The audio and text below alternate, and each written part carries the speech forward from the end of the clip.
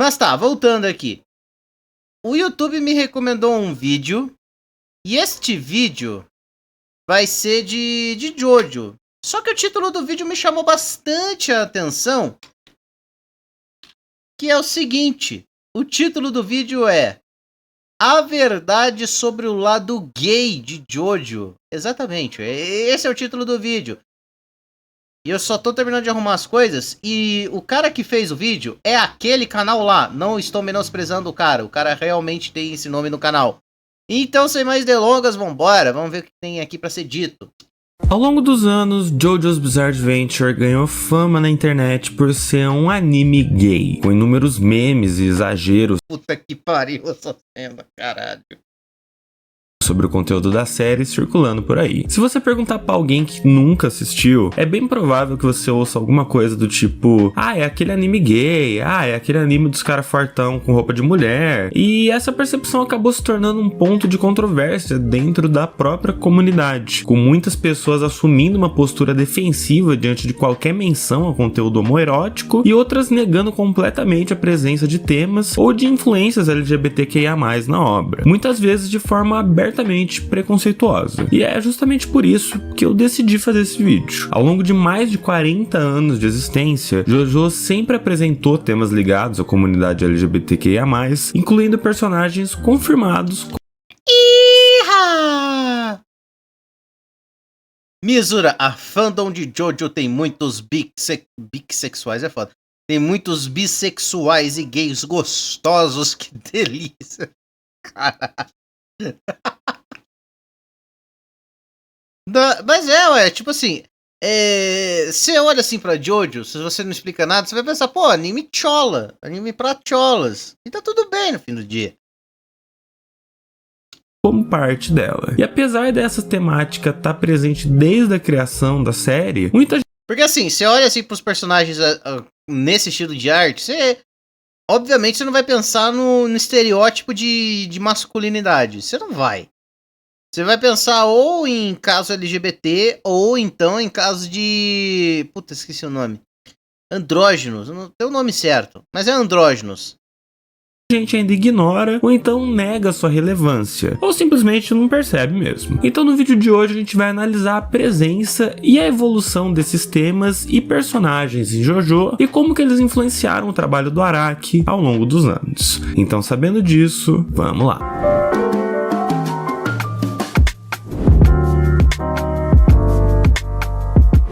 A observação mais comum quando alguém afirma que JoJo é Choques, é a masculinidade forte, eles deixam sabão cair no chão pra te testarem.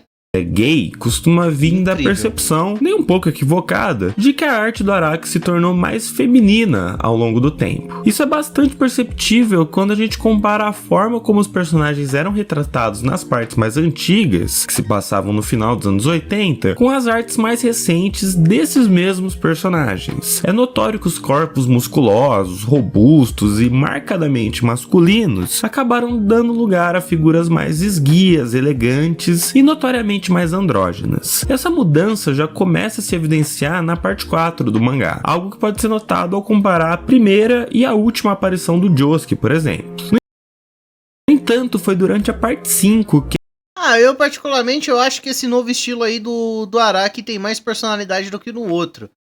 Porque assim, vários animes, vários mangás tem um personagem mais machão, né? Já Jojo não, ele vai completamente ao contrário. E é aí que eu acho que Jojo brilha. No meu ponto de vista. Eu acho que traz um charme a mais pra obra. a estética do Araki assumiu de vez esse novo estilo. E por consequência, foi também quando muitas pessoas passaram a rotular a série de forma negativa como algo homossexual. Afinal, trata-se de uma parte composta majoritariamente por homens, cujas aparências e estilos de moda são andrógenos e femininos. Entretanto, essa leitura tá longe de ser uma avaliação precisa da obra, o que não é surpreendente considerando que muitos desses comentários nascem de posturas homofóbicas. Na realidade, Jojo sempre lidou com o homoerotismo desde a sua concepção, e essa dimensão faz parte inerente da identidade artística desde... Olha, Chokes, é um charme e uma delícia. Uepa! Eu devia ter colocado um negócio de efeito sonoro. do princípio. Um dos melhores pontos de partida para compreender a presença de temas LGBT em JoJo é observar as influências diretas do Araki. Muito antes do surgimento de JoJo, diversos mangás já abordavam temáticas relacionadas à causa, de forma explícita ou implícita, mas como quase tudo no mundo do mangá, grande parte dessas raízes pode ser traçada até as obras do Osamu Tezuka, cuja vasta produção explorou questões de identidade e sexualidade em diferentes momentos. Por exemplo, em Princess Knight, a protagonista Safiri alterna entre papéis masculinos e femininos, apresentando uma identidade andrógena. Já na série MW, voltada para o público adulto, o Tezuka retrata de forma direta um relacionamento homossexual entre dois personagens principais. Em uma das suas obras mais famosas, e particularmente a minha preferida dele, que é Blackjack, a gente tem a personagem Kisaragi, que é uma mulher trans. É quase desnecessário dizer que o Tezuka influenciou o Araki, afinal ele influenciou praticamente tudo que veio depois dele. Mas no caso do Araki, essa influência foi particularmente bem direta e reconhecida. Pô, achei legal, pô. Isso foi o quê? Bastante tempo. E ainda assim, é que o Japão, a gente aqui no Ocidente, a gente aceita um pouco melhor, né? Em relação ao Japão. Antes que alguém fale, Luquita, tem muito preconceito aqui no Brasil, por exemplo. Eu sei. Mas em relação ao Japão, a gente tá anos-luz na frente. Tanto que, enfim, o Japão tá enfrentando até mesmo problema desaprendi a falar, caralho. Tanto que o Japão tá enfrentando até mesmo um problema imigratório, né? E tipo, dos caras não querer imigrante, querer quase que o país acabe, porque não tá nascendo pessoas, do que aceitar imigrantes, tá ligado? Porque o estilo de vida do Japão também é uma merda, vamos ser bem sinceros. Você vive pra trabalhar, sua personalidade é o trabalho. O motivo da sua existência é o trabalho. Porra, ninguém vai querer morar, querer viver lá. O mangá de estreia dele, One Shot Poker Under Arms, foi finalista do prêmio Tezuka, o que lhe deu a oportunidade de conhecer o próprio Tezuka em pessoa. Em março de 2025, o Araki discursou no Museu do Mangá de Tezuka, numa comemoração do 30º aniversário do local, e mencionou várias obras do autor como influências fundamentais na sua carreira. Ao falar sobre Blackjack, o Araki destacou os 6 primeiros capítulos da nova edição do volume inicial como particularmente brilhantes, e entre eles está justamente o capítulo que apresenta Kisaragi fazendo a transição. O Araki também é amplamente conhecido por ter influências ocidentais, especialmente no mundo da moda, onde ele encontra inspiração para poses, composições visuais e design de personagens. Uma das influências mais antigas e recorrentes vai ser o ilustrador de moda porto-riquenho Antônio Lopes. Essa influência é especialmente perceptível nas 3 primeiras partes de JoJo, com poses icônicas e figurinos que funcionam como homenagens diretas ao estilo do Lopes. Um detalhe que ilustra bem essa relação é a maneira como que o Araki desenha os lábios dos personagens. Né, tipo, dá pra ver, nossa, a inspiração tá bem clara. É que assim, como é que eu vou dizer assim? E também é muito corajoso por parte do Araki, né? Também de fazer essas artes logo lá naquela época. Finalzinho da década de 80, comecinho da década de 90. Porque assim, se hoje em dia a galera já tem muita dificuldade pra aceitar qualquer referência a isso, imagina naquela época, mano. Principalmente no Japão.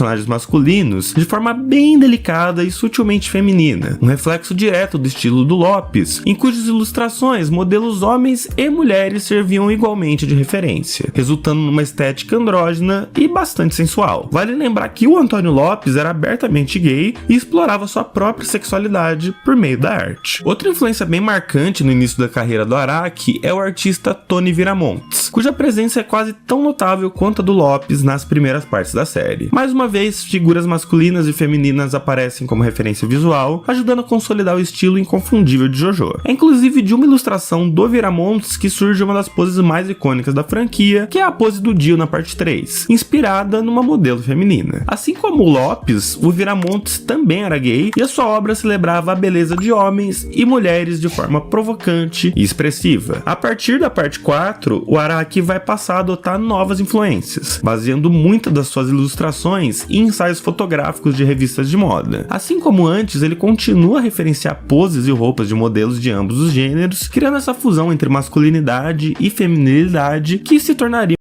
é uma grande inspiração. Se hoje em dia tá ruim, imagina antigamente. Vamos lembrar que a Ásia é um continente cujos países têm culturas bem conservadoras, como Japão, China, Coreia, sendo o norte e o sul, Vietnã, etc. Sim, uma marca registrada do seu estilo. A quantidade de poses e referências é tão grande que daria um vídeo inteiro só sobre isso. Mas observando essas influências, fica claro que o Araki nunca se prendeu ao gênero das suas referências. Ele se importa com a estética acima de tudo. Por fim, é perceptível que a Itália foi uma das grandes influências artísticas do Araki. Diversos personagens, cenas e até uma parte inteira da série se passa lá. Numa entrevista, quando perguntado sobre a influência do país, o Araki respondeu o seguinte: sim, as escolhas de cores e combinações de lá são impressionantes. Foi um choque. A estética das pessoas gays italianas também me marcou. Embora fossem homens, havia algo de erótico, como o uso de sapatos femininos, e suas combinações de moda eram muito peculiares, incorporando botões, lâminas de barbear e até alfinetes de segurança. Era inacreditável. Essa atração pela estética italiana e pela expressão ambígua de gênero e erotismo. Mamma mia! Pô, é mesmo. Choques, eu comeria um cacetinho da Itália. Iha! Iha! Lá vamos nós!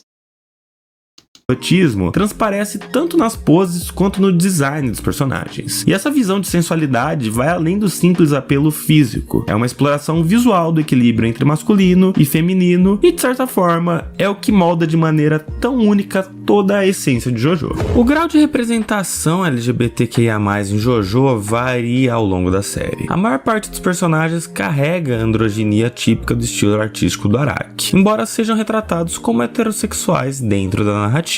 Mas o primeiro e mais evidente personagem da causa na série é também o vilão mais icônico e recorrente, Jill Brando. O Araki já confirmou publicamente que o Jill Brando é bissexual. Numa entrevista de 2007 publicada pela revista Eureka, durante uma conversa com a socióloga Junko Kaneda, especialista em mangá yaoi e teoria de gênero, o Araki afirmou que o Jill pode se interessar tanto por homens quanto por mulheres. Na mesma época, numa palestra na Universidade de Tohoku, o autor reiterou essa ideia, dizendo que o Jill gosta muito de garotas.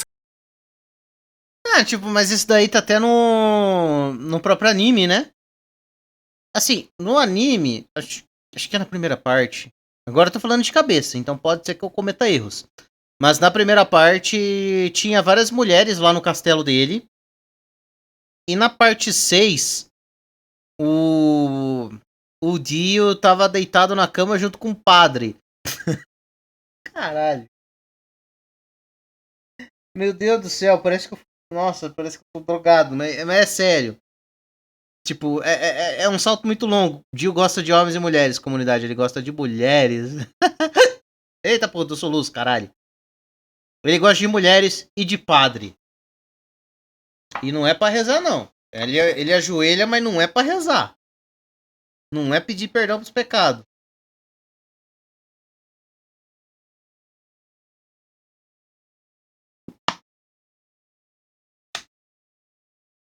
O padre fez uma deliciosa oração. E bota deliciosa nisso. Ele queria resetar o universo por causa do Dio. Ele gosta de pedir. Ele gosta de pedir perdão na madeirada. Iha! Eu lembro do cantor David Bowie, que é um cantor gay dos anos 80. Ele tem um visual que era um macacão listrado e botas de plataforma. E um visual meio Jojo. Ele foi inspiração do Yoshikage Kira, se não me falha a memória. Mas também não dispensa os caras. Essas declarações deixam evidente que a sexualidade fluida do Dio não é uma interpretação posterior, mas um aspecto essencial da sua concepção desde o início da obra. Desde Phantom Blood, o Dio é caracterizado por uma beleza que transcende o gênero. A sua aparência é de longe a mais andrógena das primeiras partes, e em diversas vezes ele é descrito como hipnótico, magnético e irresistível, tanto para homens quanto para mulheres. Essa qualidade o insere dentro de uma tradição estética que remete à arte homoerótica japonesa e à cultura visual do boys love, onde o erotismo não é marcado pela oposição rígida entre masculino e feminino, mas sim pela tensão entre força e a vulnerabilidade, a dominação e o desejo. A escolha de fazer de um vampiro amplifica ainda mais esses significados, e certamente não foi uma decisão Dio, com Nossa, tô ruim pra ler hoje, hein? Dio, com qual calcinha eu vou ir matar as inimigas? É tipo isso. Aleatória. A literatura gótica sempre utilizou a figura do vampiro como símbolo de sexualidade reprimida e marginalizada. Desde o século XIX, o ato de sugar sangue carrega conotações eróticas. Trata-se de uma penetração simbólica e de uma troca íntima de fluidos, querendo ou não. Desde o livro Carmilla, de Sheridan Le Fanu, o vampirismo já é explicitamente associado a relações homoafetivas. Em Drácula, por exemplo, muitos estudiosos interpretam o vampiro como um símbolo da inversão sexual. Nossa, e o pior é que tem muita piadinha com vampiro, né? Queremos Luquita fazer... Calma. O contrário é o semelhante de Baioneta. Nossa, não me fale de Baioneta, porque fica tocando a música Let's Dance Boys em looping na minha mente. Que puta merda. A ameaça que ele representa está justamente na sua capacidade de seduzir tanto homens quanto mulheres, dissolvendo as fronteiras entre o ativo e o passivo, o masculino e o feminino. O vampiro é inerentemente um corpo que desestabiliza as hierarquias de gênero. Essa dimensão sexual é também manifestada nas relações do Jill com os outros personagens. Voltando para Phantom Blood, por exemplo, após ser derrotado pelo Jonathan, o Jill desenvolve por ele uma admiração e respeito tão intensos que chegam a beirar o romântico. Ele declara que os seus destinos estão entrelaçados e que nenhuma relação na história humana pode ser comparada a deles. Ele afirma ainda que acredita que os dois formam um só ser, razão pela qual ele deseja tomar o corpo do Jonathan para substituir o seu próprio. Ele quer se unir ao Jonathan num nível físico quase espiritual. Décadas depois, o Araki reforçaria essa interpretação ao comentar como o Jill e o Jonathan representam forças complementares, mais interligadas do que opostas. O fato dos filhos do Jill nas partes seguintes nascerem do corpo do Jonathan intensifica ainda mais essa ideia de mistura, já que os seus descendentes são, de certo modo, os filhos do Jonathan e do Jill. Na parte 3, a beleza e o magnetismo do Jill são frequentemente observados, inclusive por outros homens. Quando Avidol descreve o seu breve encontro com o Jill antes dos eventos principais, as suas palavras têm um tom abertamente sexual. Ele admite quase ter sido hipnotizado pela sensualidade do vilão. O Avidol observa que o Jill possui uma sensualidade ambígua, imprópria para um homem. Durante Stardust Crusaders, nós vemos ele alternando entre manipulação física, dominação mental e sedução afetiva como instrumentos de controle. O Endu e o John Galea, por exemplo, mostram uma devoção bem emocional em relação ao Jill. Deixa eu ver. Choques. Eu vou... Meu Deus. Eu quero pegar o seu corpo no... Não de forma homerótica. Oh, não. A Myra, a Midler e principalmente o Vanilla Ice mostram uma devoção que chega a ser romântica mesmo, e dá muito a entender que eles já transaram. Uma análise mais recente sobre o Jill surgiu no livro Hirohito Araki's New Manga Techniques, onde o autor explica seu processo criativo para desenvolver vilões. O Araki comenta que ao elaborar os personagens, ele costuma preencher fichas detalhadas com as suas características. Em algumas dessas fichas aparecem os símbolos clássicos de gênero, mas na ficha do Jill, o Araki utiliza o símbolo masculino, só que riscado, um sinal gráfico frequentemente associado a identidades andrógenas ou não binárias. Embora o mangá continue tratando o Jill como homem, essa marcação indica que o Araki o enxerga como um ser que transcendeu o gênero humano, algo coerente com a sua condição pós-humana do vampirismo. O Araki já expressou em outras ocasiões interesses em criar personagens além do gênero, e o Jill representa a primeira manifestação clara dessa ambição artística. Como dito anteriormente, Ventuaur é o ponto em que a arte do Araki passa a assumir um aspecto bem mais queer e ao mesmo tempo é a parte da obra com a maior quantidade de personagens LGBTQIA+. A história começa com dois personagens que nem chegam a aparecer vivos, que são o Sorbet e o Gelato. Eles eram membros da La Squadra Execuzione e foram mortos por trair o chefe da organização. Eles são descritos como muito próximos. Lúcio, oxe, voltei, tão vendo coisa de Jojo? Sim. A gente tá vendo um vídeo que se chama A Verdade sobre o Lado Gay de Jojo. Então, sim, a gente tá falando sobre Jojo e também sobre homossexualidade, é isso. Rumores da TED que eles mantinham um relacionamento. Canonicamente é tudo que se sabe, mas na antologia de contos de Jojo lançada recentemente, intitulada I Testamenti Cremesi, ou Os Testamentos Carmesins em português, tem uma história chamada Prima che il gelato si sciolga, antes que o sorvete derreta, desculpa o italiano meu que é horrível, que aprofunda os seus passados e Seus wokes, tô brincando, amei. Personalidades. Como nada lá contradiz os eventos principais, a gente pode considerar ela praticamente canônica, mesmo não tendo sido escrito pelo Araki. Nessa história, o Sorbet e o Gelato recebem a missão de eliminar Libério Betti, um ex-membro da Passione. Embora achem um trabalho meio desnecessário, eles seguem as ordens e descobrem que o Libério planeja encontrar sua amante, a enfermeira Alice Bianchi, em um restaurante isolado. O Gelado entra disfarçado e confirma que a Alice realmente o ama. Quando o Libério chega, ele tenta terminar com ela pra protegê-la, mas Sorbet o mata com um tiro. O Gelato em seguida também mata a Alice. No entanto, o buquê de flores dela escondia uma bomba que explode e destrói o restaurante. O Gelato consegue sobreviver graças ao seu stand e quando o Sorbet chega, ele descobre que a explosão foi uma mensagem do chefe da Passione. A Alice trabalhava para ele e a bomba servia para lembrar que ambos eram descartáveis. Indignado, o Sorbet decide se vingar e tomar o lugar do chefe. O Gelato o apoia, dizendo que não teme nada enquanto estiver ao seu lado. Eles deixam o restaurante em chamas, jurando desafiar a Passione e seguirem o seu próprio caminho. Embora a gente saiba que isso não acabou exatamente muito bem. Essa história mostra o Sorbet e o Gelato não só como parceiros de trabalho, mas também mostra que eles compartilham uma convivência íntima e bastante afetuosa. Eles vivem juntos, usam Canônico, eu era canônico. Que isso, Chokes? Calma. itens combinando e demonstram cuidado e carinho um pelo outro. O Gelato alimenta o Sorbet com doces, diz que só teria medo de perdê-lo e se mostra completamente à vontade em expressar afeto. O Sorbet, por sua vez, confia nele acima de tudo e demonstra bastante ciúmes e proteção em relação a ele. A forma como eles se complementam, o Sorbet sendo impulsivo, o Gelato sendo mais calmo, somado à cumplicidade que eles exibem em momentos de tensão, reforça que tem um vínculo emocional entre eles. Eita!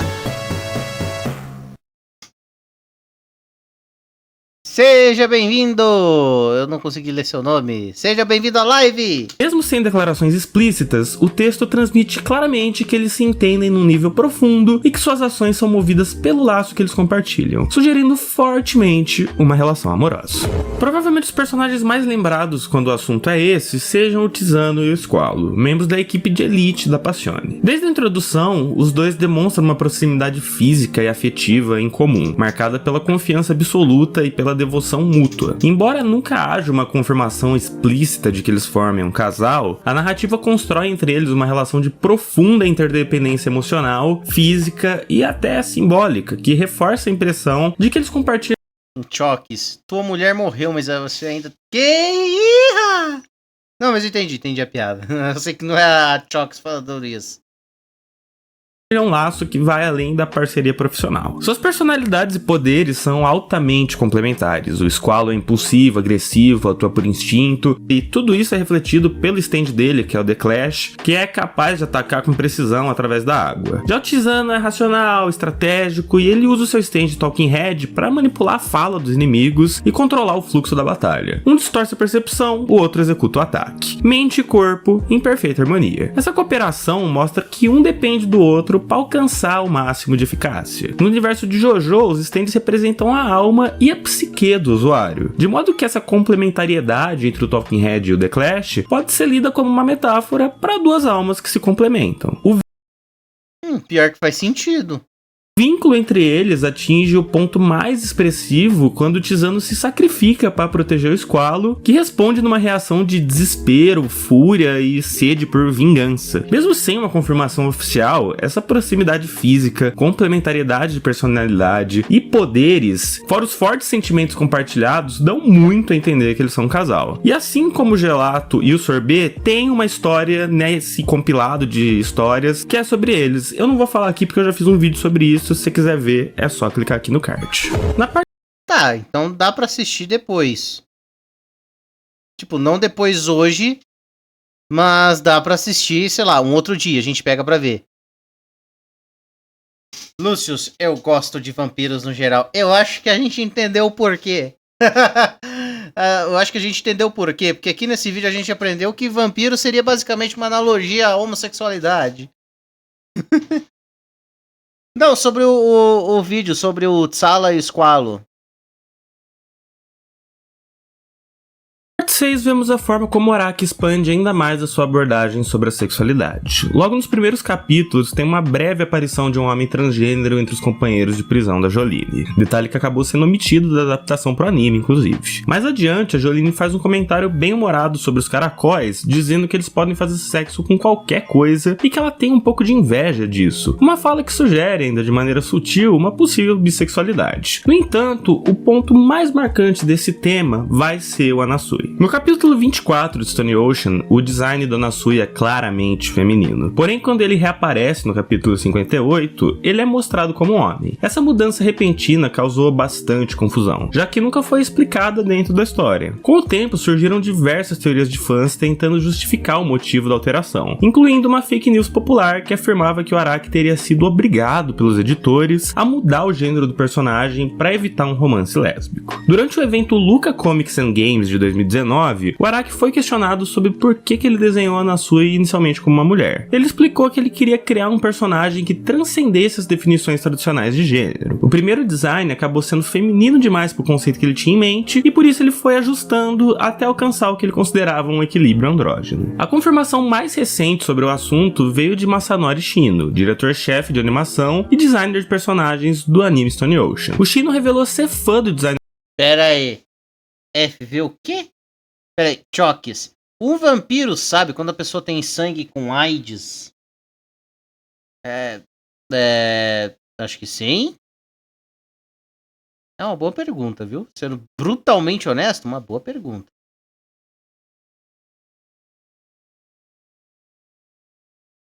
Original do Anasui e afirmou que o próprio Araki disse que ficaria satisfeito caso o personagem fosse retratado como homem ou como mulher na adaptação animada. Isso mostra que o estúdio da David Production consultou Araki sobre o tema e que ele mesmo deixou a decisão em aberto. Com base nessas informações, a troca de gênero do Anasui não foi resultado de censura ou de interferência editorial.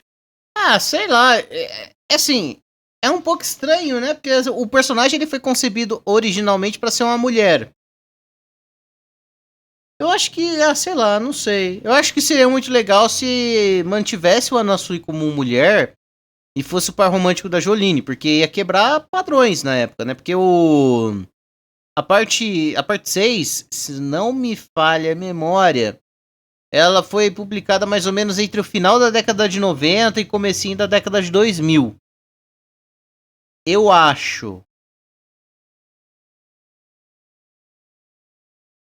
Luquita tá descobrindo o gênero fluido. Não, calma.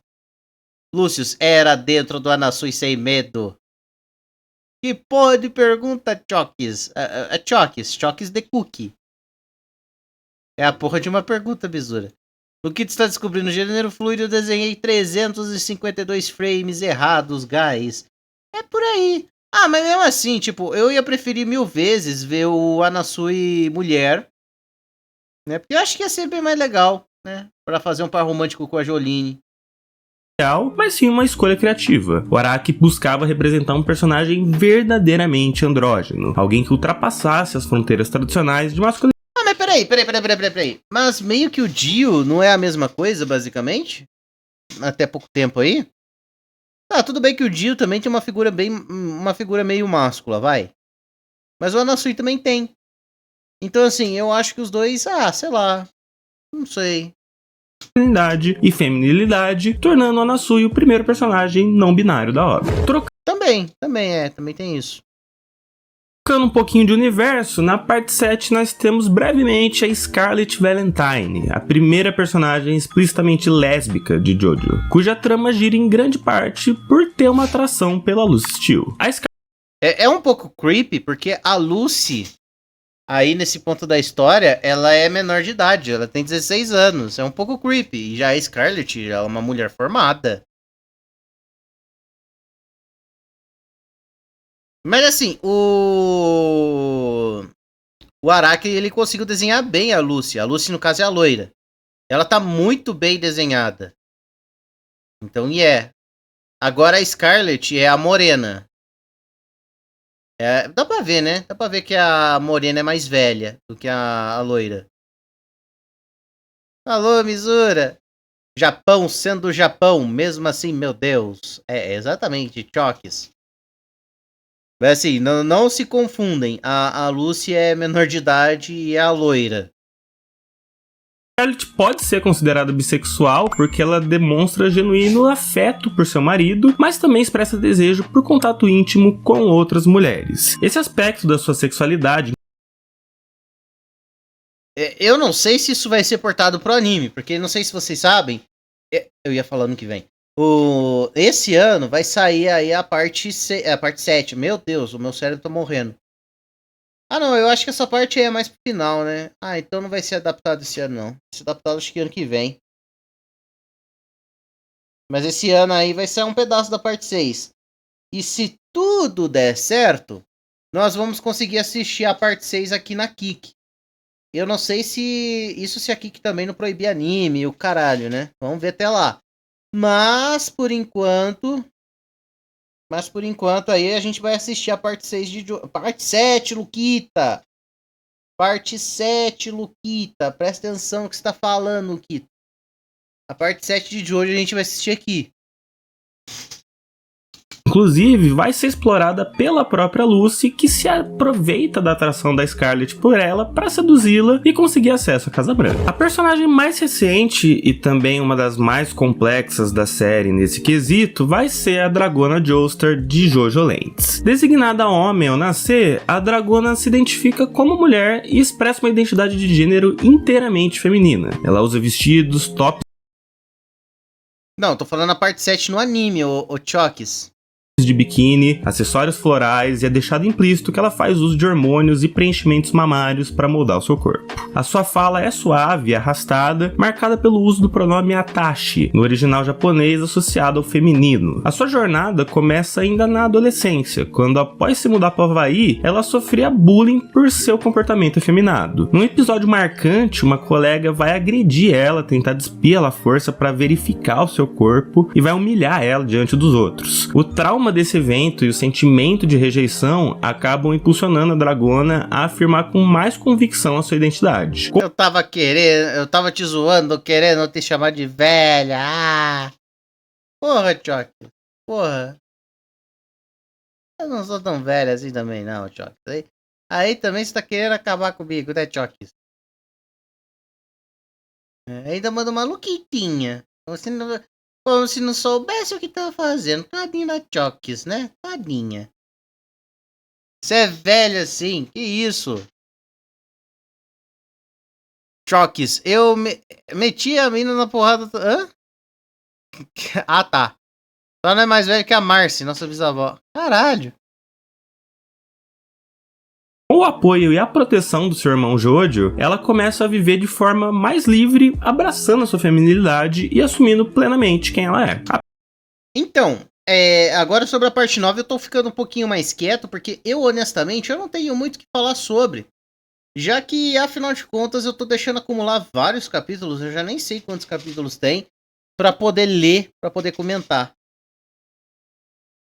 Porque a parte 9 tá saindo mensalmente, então eu tenho que ficar vendo bem devagarzinho e tal, né?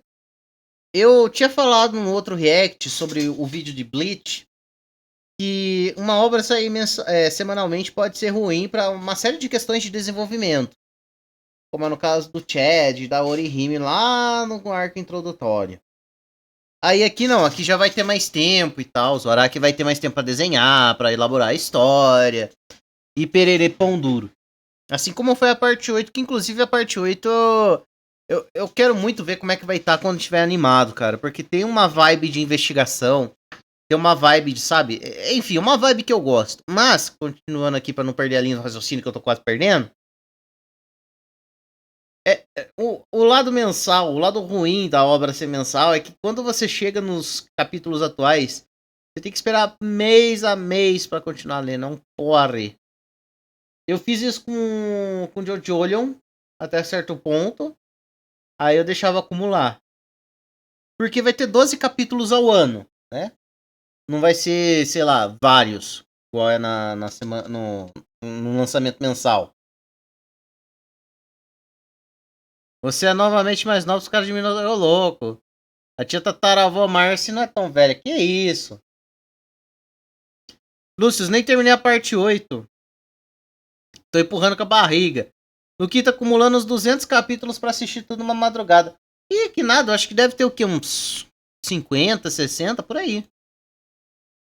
Apesar de se identificar como mulher, o Jojo ainda se refere a ela como irmão mais velho, algo que a Dragona nunca corrige, possivelmente refletindo um processo de transição social ainda em andamento dentro da família. Também é importante contextualizar que a história de Jojo Land se passa no Havaí, onde a Dragona vive. E na cultura havaiana existe o conceito de Mahu, um terceiro gênero tradicional para pessoas designadas homens ao nascer que incorporam características femininas. Os Mahus são vistos como indivíduos dotados simultaneamente de virtudes masculinas e femininas, tendo papel essencial na sociedade tradicional do Havaí. Muitos fãs consideram ela Mahu, porque ela personifica essa fusão de gênero, enquanto outros a veem como uma mulher trans, ou então só como uma pessoa não binária. Esse debate ocorre porque o termo Mahu aplica-se originalmente apenas a havaianos nativos, e ela é meio americana, meio japonesa, mas de qualquer forma, fica aí de curiosidade pra vocês. Ah, mas aí... Pô, interessante. A inclusão da Dragona Joestar como personagem trans vai destacar a abertura da série para as questões LGBTQIA+.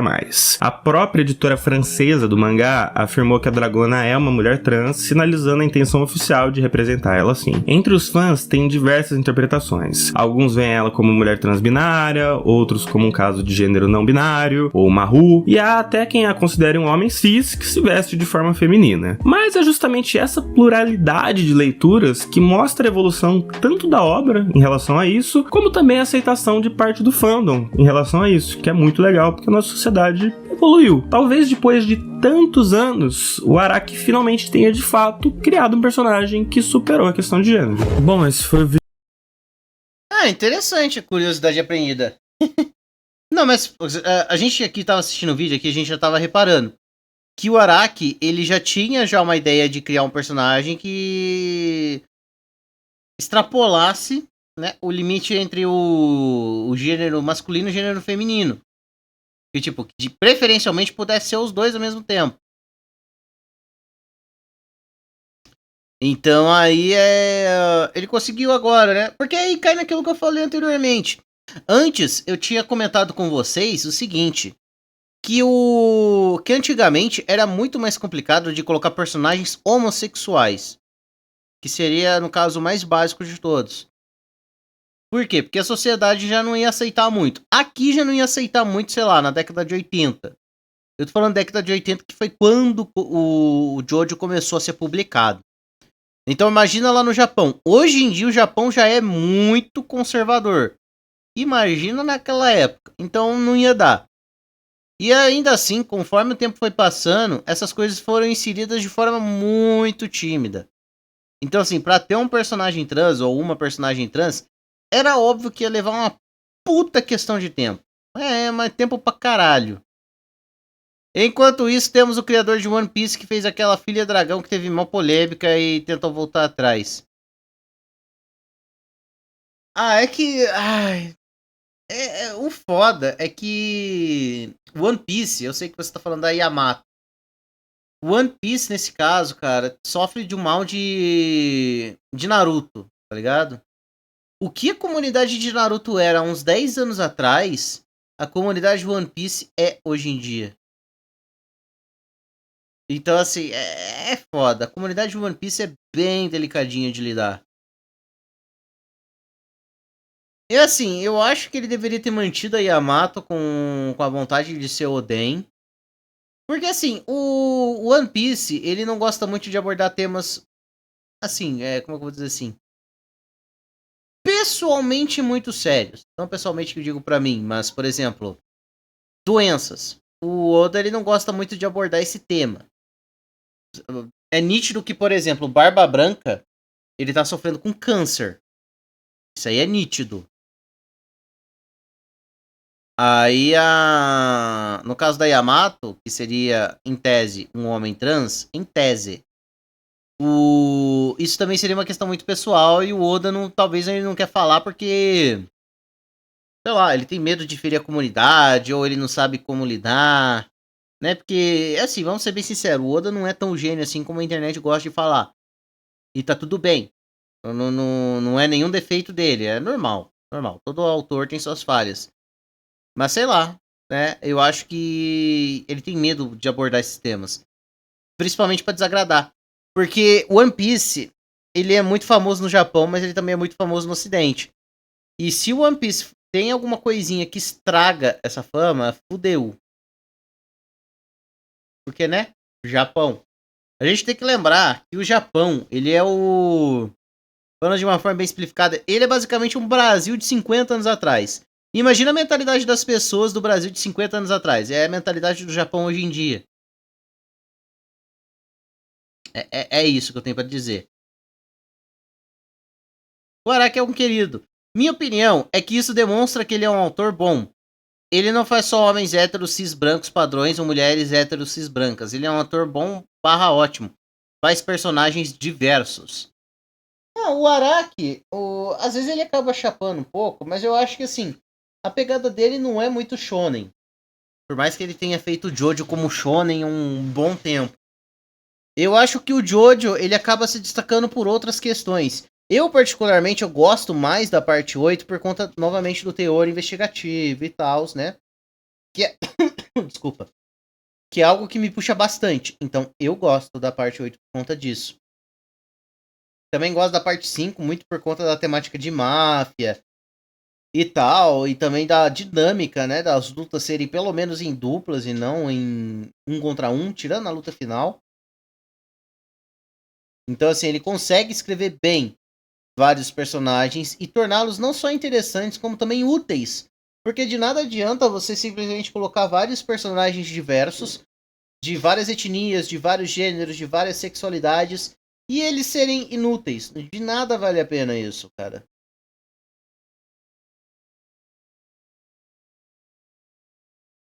Lúcius, eu chamo ele de O Yamato. Choques, comunidade sendo tóxica e horrível, como sempre. Lúcio, eu admito que apesar dos problemas, a comunidade de Jojo é ironicamente a comunidade mais queer dos animes. Além da parte yaoi, boy love e yuri girl love, que não são todos.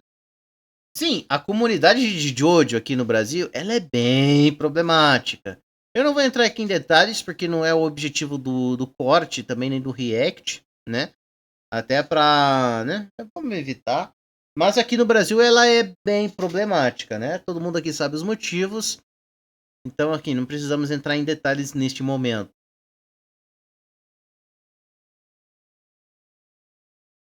Choques, provavelmente o Oda tem medo de escrever esses temas, pois ele não pode entender muito e fazer besteira ou algo irreal.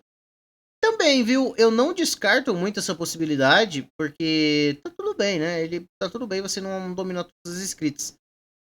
Mas aí, é que é foda. Eu poderia muito bem chegar aqui e falar, pô, o Oda como autor poderia tentar buscar alguma referência com pessoas trans e tal. Só que, porra, novamente, fator Japão, ele não pode se dar o luxo de fazer isso. Porque ele tem que trabalhar, ele tem que produzir, né? Japão, não podemos esquecer disso. Decor, acho que a Yamato não seria trans, acho que ela quer dizer que ela tem um espírito de Oden e tal. Não acho que ela seja identidade de gênero, mas sim a alma, mas sim a identidade ideológica. Também, existe também essa possibilidade. Jojo mudou de shonen pra seinen há um tempo depois de ser lançado. Lúcio, eu gosto da parte 4 porque ela é doida e ela tem meu xodó que é o Kira. Meu Deus, Lúcio.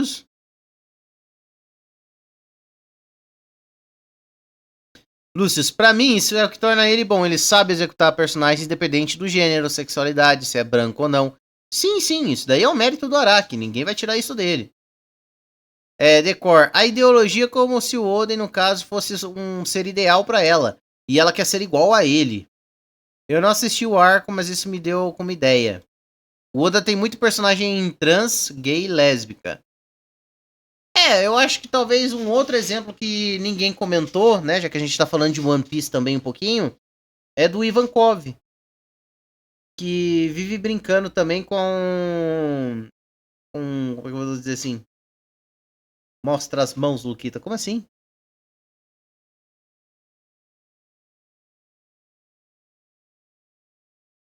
Não entendi.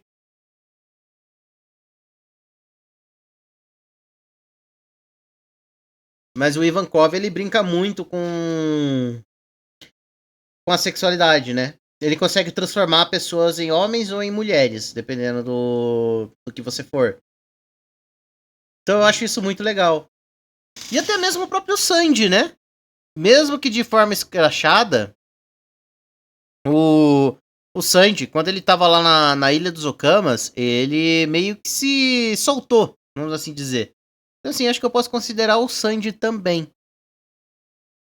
Não vou mostrar minhas mãos, não. Fora que ele é a rainha dos Okamas, uma ilha inteira voltada pra isso. Sim. Tô brincando, mas falando sério aqui. Vocês acham que a teoria do Crocodile ser trans ou ter mudado de sexo é real? Eu acho que não. Eu acho que o Oda não teria culhão de fazer isso.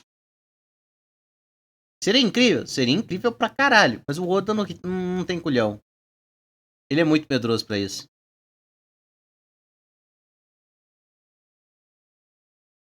E eu acho que, sei lá, tá tudo bem, né? Não sei.